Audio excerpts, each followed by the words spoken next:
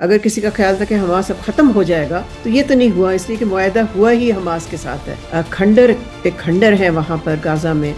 فلسطینیوں کو آج تک تو انصاف ملا نہیں ہے. داد جلد از جلد اندر جائے غازہ میں، تاکہ جب لوگ اپنے گھروں میں واپس جائیں، اور گھر تو ان کے کھنڈر بن چکے ہیں، تو کم از کم ان کے پاس انٹرنیشنل امداد تو ہو.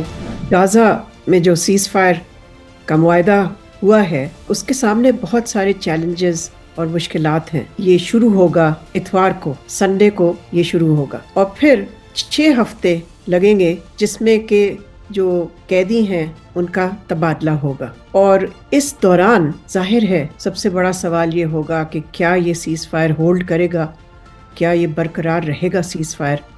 اس لیے کہ اگر ہم تاریخ دیکھیں تو تاریخ تو ہمیں یہ بتاتی ہے کہ اسرائیل نے ہمیشہ معاہدے جب ہوتے بھی ہیں تو ان کی خلاف ورزی کرتا ہے وہ، اور پہلے بھی کبھی بلاکیڈ کرتا تھا غازہ کی، کبھی وہ اور قسم کے ایئر سٹرائکس کرتا تھا.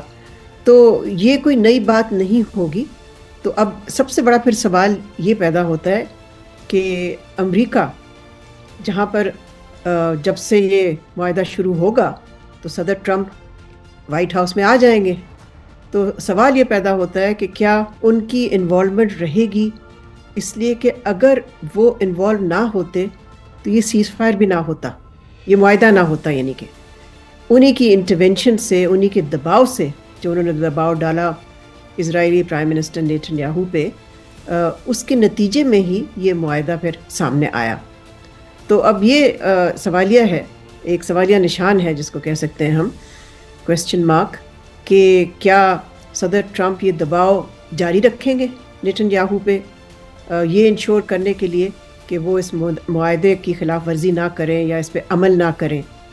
اور پھر آپ کو معلوم ہوگا کہ یہ مختلف فیزز اس میں تصور کیا گیا ہے. پہلا فیز وہی ہے 6 ہفتے کا، 42 ڈیز کا. دوسرا فیز جو ہے اس کے لیے ابھی مذاکرات شروع ہونے ہیں، اور وہ شروع ہوں گے جب یہ سیز فائر ایفیکٹ میں آئے گا تو اس کے 16 دن بعد.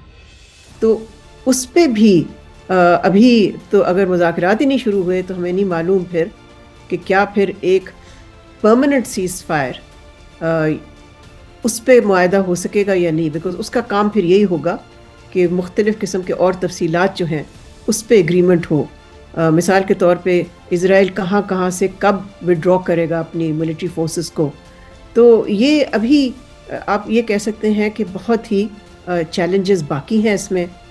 لیکن ایک چیز جو سامنے آئی ہے وہ یہ ہے کہ اگر کسی کا خیال تھا کہ حماس، جو کہ ہاں پہلے سے کمزور ہو چکا ہے، اگر کسی کا خیال تھا کہ حماس اب ختم ہو جائے گا تو یہ تو نہیں ہوا، اس لیے کہ معاہدہ ہوا ہی حماس کے ساتھ ہے، اور حماس ابھی بھی انٹیکٹ ہے، اور غازہ میں تو کم از کم وہ ڈومیننٹ فورس ہے.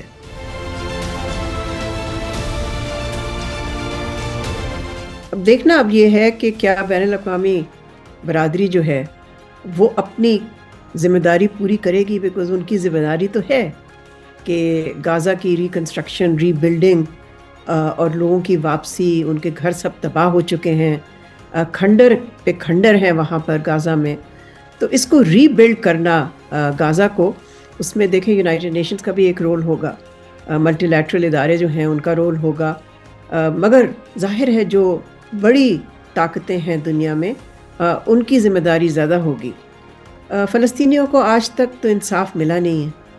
تو اگر یہ توقع ہم کرتے ہیں کہ جو اس کے ذمہ دار ہیں اس ڈسٹرکشن کے، بربادی کے، اور وہ ہے اسرائیل، کہ وہ اپنی ذمہ داری کو دکھائے گا، تو میں سمجھتی ہوں کہ یہ تو بالکل ان ریئلسٹک بات ہے.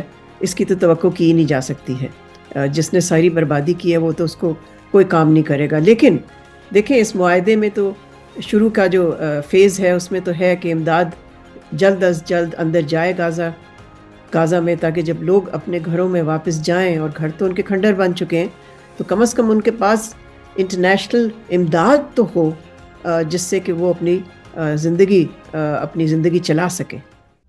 مزید نیوز اپ ڈیٹس اور ڈیجیٹل سٹوریز کے لیے سبسکرائب کریں ڈان نیوز پاکستان.